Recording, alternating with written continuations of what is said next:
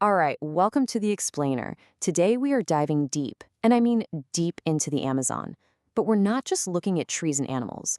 No, we're going to uncover a shocking truth about an entire civilization that's been hiding right under our noses for centuries. So let's just jump right in with a pretty wild idea, one that new discoveries are forcing scientists to take seriously. What if the Amazon, the place we all think of as this, untouched, pristine wilderness, what if it isn't wild at all? To even begin to answer that, we've got to peel back the canopy and see what's being found on the forest floor. And believe me, it's a completely hidden world down there. For centuries, the story we've told ourselves about the Amazon is that it's this vast, untouched wilderness, right? A virgin forest. The thinking was that it was basically empty of people, except for maybe a few small, scattered tribes. It was just too hostile for any real civilization to take root. Okay, but here's where the whole story gets flipped on its head. That super dense jungle canopy, it's been hiding some massive secrets. But imagine, what if you could just digitally remove all the trees and see what's underneath? Well, it turns out now we actually can.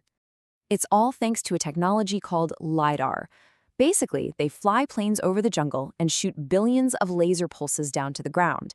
These lasers can see right through the leaves and branches, creating these unbelievably detailed 3D maps of the forest floor. It's like the trees aren't even there.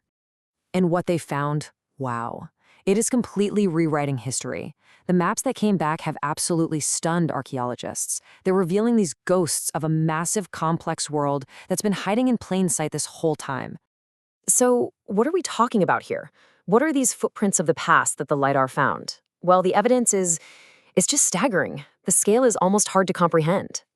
And look, we're not talking about a few temporary hunting camps. This timeline shows a full-blown, complex society.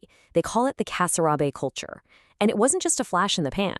It thrived for almost 1,000 years, building its world way, way before Europeans ever showed up. Now, get this. The scale is it's mind-boggling. This wasn't some tiny village. Scientists now think this was a huge, sprawling network of towns and settlements that supported at its peak maybe 1 million people. To put that in perspective, that's a population density similar to parts of Europe back in the Middle Ages.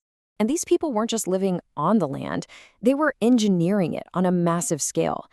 The LiDAR scans picked up enormous conical pyramids. We're talking 20 meters high, like a 6-story building. And it's all connected by this incredible network of raised causeways, massive canals, and reservoirs to control the water. Just incredible. But it goes even deeper than just buildings and roads. Their influence was so profound, they actually reshaped the ecology of the forest itself. They were literally creating new kinds of ecosystems. Okay, check this out. For our first piece of biological evidence, scientists found a brand new species of earthworm. And this little guy is super picky. It only lives in something called terra preta, which is this man-made, super fertile, dark earth that ancient farmers created.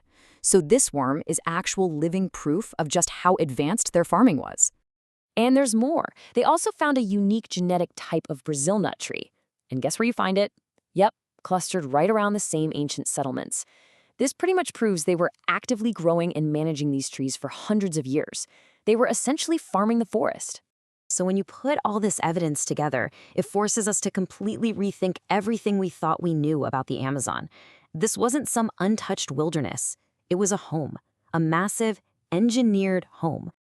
I mean, this comparison really says it all, doesn't it? The whole idea of a virgin forest populated by a few nomadic tribes is out the window. The new reality? This was a heavily managed landscape, basically a garden city on a massive scale.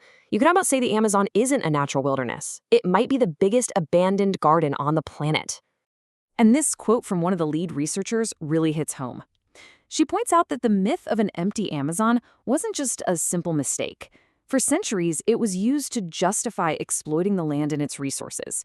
So finding this stuff, it's about more than just history. It's about restoring a history that was basically erased. Okay, so what happens next? Where do we go from here? Because understanding this new version of the past has massive implications for the future, not just for the Amazon, but for how we see all of human history. And as you can see, the impact here is just huge across the board. For conservation, it's a game changer. For indigenous rights, it provides concrete proof of deep historical ties to the land. And for history itself, well, it means a lot of textbooks need a serious update. So let's boil it all down. What are the big takeaways here? First, conservation has to account for this deep human history now. Second, that indigenous knowledge, it's not just cultural folklore, it's a key to understanding the forest. And maybe most importantly, our whole idea of pre-Columbian societies was just wrong. The Amazon is as much an archaeological treasure as it is a biological one. And that brings us to one last, pretty wild thought to leave you with. All of these discoveries, they were made in just one relatively small part of the Amazon basin. So if we missed entire cities for centuries,